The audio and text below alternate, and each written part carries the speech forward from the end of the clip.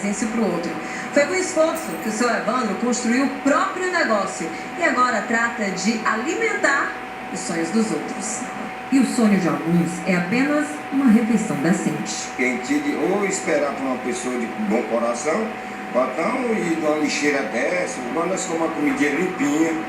Todos os dias, Venceslau abre a geladeira solidária e encontra comida. Ideia do seu Evandro, padeiro, com vocação para partilhar o pão.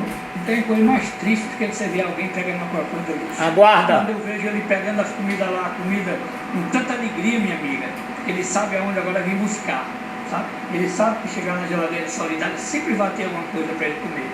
Cada um encontra um jeito de preencher o vazio, de comida ou lazer. As crianças do Lagamar agora têm uma pista de dança. Nem parece que aqui era ponto de lixo. Iniciativa do Jefferson, abraçada pela comunidade.